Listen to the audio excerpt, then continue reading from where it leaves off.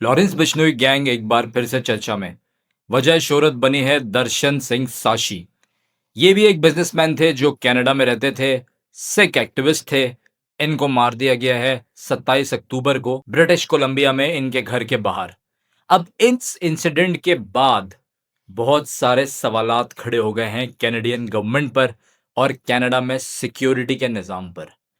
मुख्तलिफ ममालिक से लोग कनाडा जाते हैं अपना अच्छा फ्यूचर सोचकर या ये सोचकर कि वहाँ पर सेफ एंड सिक्योर लाइफ गुजार सकेंगे।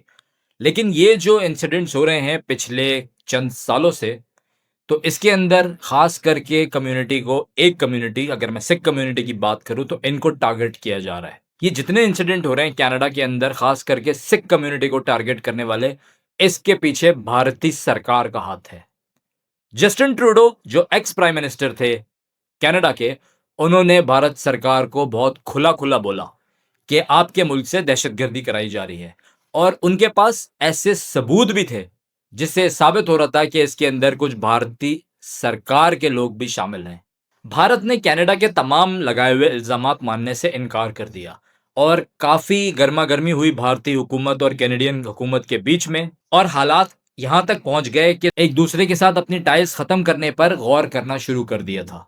तो ये जो दर्शन सिंह साशी साहब को अभी मारा गया है, इसकी तो जिम्मेदारी कबूल कर ली है लॉरेंस बिश्नोई गैंग ने। और मैं बताता चलूं आपको, ये वही लॉरेंस बिश्नोई गैंग है जो कुछ अरसा कबल सलमान खान के साथ, जो इंडियन फिल्म स्टार हैं सलमान खान, उनके साथ भी इनका कुछ मसला हुआ था। वो क्या मसला था? काले हिरन का शिकार, ब्लैक बक्स। सलमान खान जो 1998 में मूवी की शूटिंग कर रहे थे, वहां पर उन्होंने 2 काले हिरन का शिकार किया। अब बिश्नोई कबीले के अंदर काले हिरन को मुकद्दस समझा जाता है, तो यहां पर से लॉरेंस बिश्नोई की और सलमान खान की दुश्मनी शुरू होती है। उसके नतीजे में लॉरेंस बिश्नोई ने सलमान खान के घर पे फायरिंग करवाई। सलमान खान बिग बॉस की शूटिंग करते हुए भी खासी सिक्योरिटी साथ ले रहे थे, जहां जा रहे थे बुलेट प्रूफ ले रहे थे, घर के बाहर अपने बुलेट प्रूफ शीशे लगवा लिए। ने इसके उन्होंने काफी कोशिश करी अपने आप को सिक्योर करने की, जिसकी वजह से उनको खासी मुश्किलात का भी सामना करना पड़ा। उसके बाद ये होता है कि एकदम से ये मामला खत्म हो जाता है।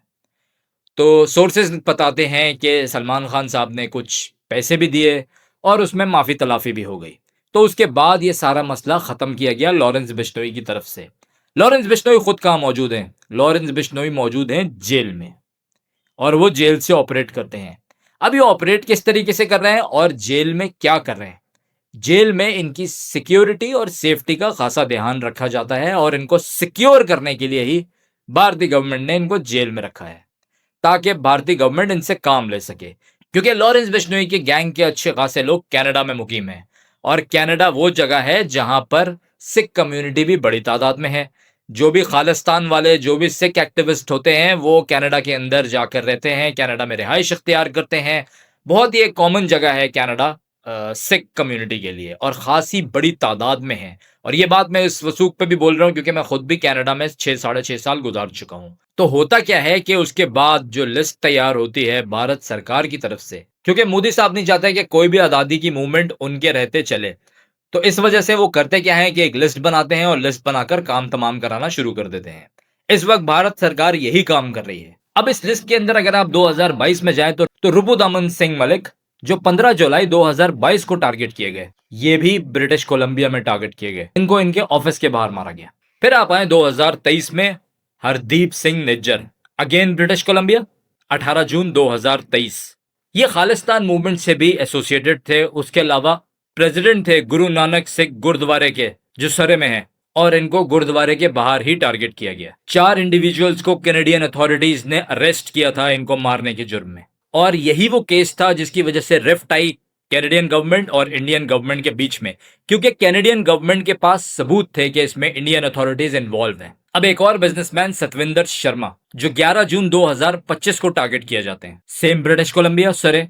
57 साल के ये businessman, 57 years old Punjabi businessman, इनको इनके ऑफिस में टारगेट किया जाता है। 2 अनआइडेंटिफाइड लोग आकर इनको गोलियां मार देते हैं। मोटिव क्या था, अभी तक उसकी इन्वेस्टिगेशन चल रही है। फिर 14 मई 2025 को टारगेट किया जाता है हरजीत सिंह धाडा को, प्रोमिनेंट सिख बिजनेसमैन जो कि अपने ट्रकिंग के बिजनेस की वजह से खासे मशहूर थे और कम्युनिटी में जाने जाते थे। इनको भी इनके ऑफिस के बाहर टारगेट किया जाता है। लॉरेंस बिश्नोई गैंग इनकी टारगेट किलिंग की रिस्पॉन्सिबिलिटी लेता है। और अब 27 अक्टूबर दर्शन सिंह साशी। तो ये पिछले कुछ अरसे की लिस्ट थी 2022 से लेकर 2025 के अरसे तक जो सिख बिजनेसमैन को टारगेट किया जा रहा है इंडिया की तरफ से, और ज्यादातर इंसिडेंट्स में इन्वॉल्व है लॉरेंस बिश्नोई गैंग। इन तमाम कार्रवाइयों का नुकसान कनाडा को बहुत ज्यादा होगा, क्योंकि लोग जो सेफ्टी, सिक्योरिटी और फ्यूचर का सोचकर कनाडा जाते हैं, उनका जरा कनाडा पे अदम एतमाद बढ़ रहा है।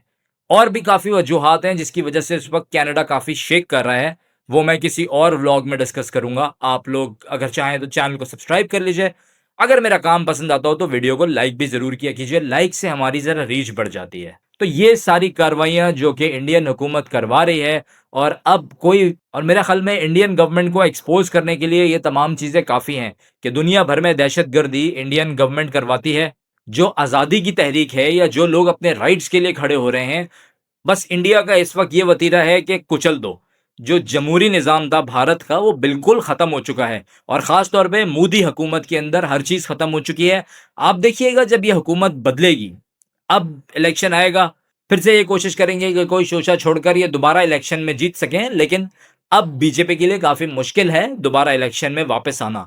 और एक बार ये बीजेपी गई, मोदी सरकार गई, तो आपको बहुत सारे इनके कच्चे चिट्ठे पता चलेंगे कि ये इतने अरसे कर क्या रहे थे और इनकी क्या क्या प्लानिंग्स थी, कितना डैमेज ये भारत को देकर जाएंगे। मेरा हमेशा से ये मानना रहा है कि इस खित्ते में तब तक अमन नहीं आएगा जब तक भारत और पाकिस्तान के हालात नॉर्मल नहीं होंगे। और कभी यहाँ तो कभी वहां, मैं दोनों तरफ को कम नहीं कहता, लेकिन इस वक्त जो बीजेपी सरकार कर रही है वो शायद किसी सरकार ने कभी भारत में नहीं किया। जो नफरत पैदा की जा रही है, कर दी गई है हिंदू मुसलमान, हिंदू सिख, तमाम रिलीजन्स को लेकर, ये जो हिंदुत्व का गेम खेल रहे हैं और एक हिंदू देश बनाने के चक्कर में पूरे भारत को तबाह कर रहे हैं। भारत की खूबसूरती उसका सेकुलर होने में थी, और भारत को लोग भारत कहते ही इसीलिए थे क्योंकि भारत एक सेकुलर कंट्री था। हर किसी के राइट्स उसको मिलते थे और हर कोई सुकून से रह रहा था। लेकिन इस गवर्नमेंट ने आकर भारत से उसकी शनाख्त छीन ली है। यहीं पर मैं अपने व्लॉग को एंड करता हूं। अगर आपको मेरा काम पसंद आए, लाइक, शेयर, सब्सक्राइब। अल्लाह पाकिस्तान का आम नासिर रहे।